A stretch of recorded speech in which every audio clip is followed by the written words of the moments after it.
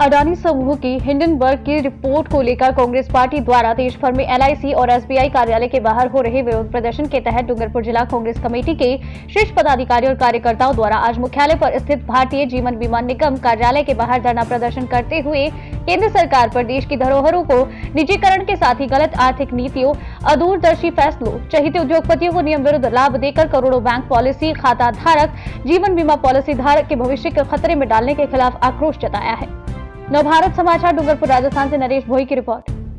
जैसा आप जानते हैं, पूरे देश में जब से प्रधानमंत्री नरेंद्र मोदी जी की सरकार बनी है, तब से उन्होंने उनको दोस्तों को राजी करने के लिए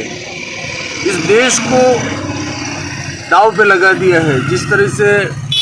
अडानी और अंबानी जो उनके मित्र हैं, उनको फ़ायदा दिलाने के लिए देश की बेशकीमती दौलत और धरोहरों को बेचा जा रहा है और गिरवे रखा जा रहा है। वो फ़ायदा बुरे उनको इनके दोस्तों को पहुंचाया जा रहा है। जानते हैं 49 करोड़ पॉलिसी धारक एलआईसी के और इतने ही एसबीआई के खाताधारी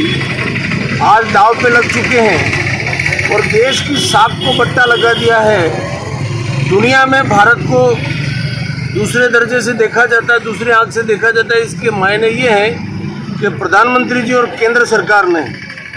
गलत नीतियों को अपनाकर इस देश को वहाँ तक ले जाने का प्रयास किया है जिसकी कल्पना नहीं की थी। कांग्रेस पार्टी ने आज़ादी के बाद लगातार इस देश का डेवलपमेंट करने के लिए, इस देश को विकास की धारा में आगे बढ़ाने के लिए और दुनिया में भारत का नाम रोशन हो, ऐसा प्रयास किया था। पंडित जवाहरलाल नेहरू जी से लगाकर नरसिंह राव तक जी की सरकारों ने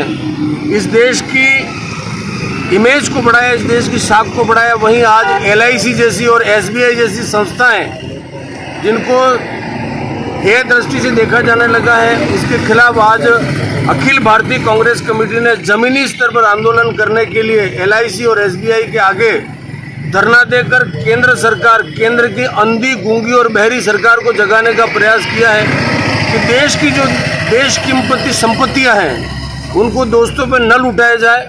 इस देश के किसानों को, गरीबों को, आदिवासियों को, दलितों को, महिलाओं को और नौजवानों को मुख्य धारा में लाने का प्रयास किया जाए और ऐसी योजनाएं बनी जाए। इसके उलट केंद्र सरकार अंबानी और अडानी को राजी करने में लगी हुई है और आज जो देश के हालात पैदा हुए हैं उससे पूरा देश कहना चाहिए, आज पूरे देश में एक नकारात्मक स्थिति पैदा हुई है और पूरे देश के जो लोग हैं उनमें खौफ पैदा हुआ है कि जो ये संस्थाएं हैं जिनको मान और सम्मान से देखा जा रहा था, आज वो सब संस्थाएं मोदी जी की जेब में और उनके दोस्तों की जेबी संस्थाएं बनने जा रही हैं। और इसी आधार पर आज कांग्रेस ने पूरे देश में आंदोलन, जमीनी आंदोलन चलाने का निर्णय लिया है।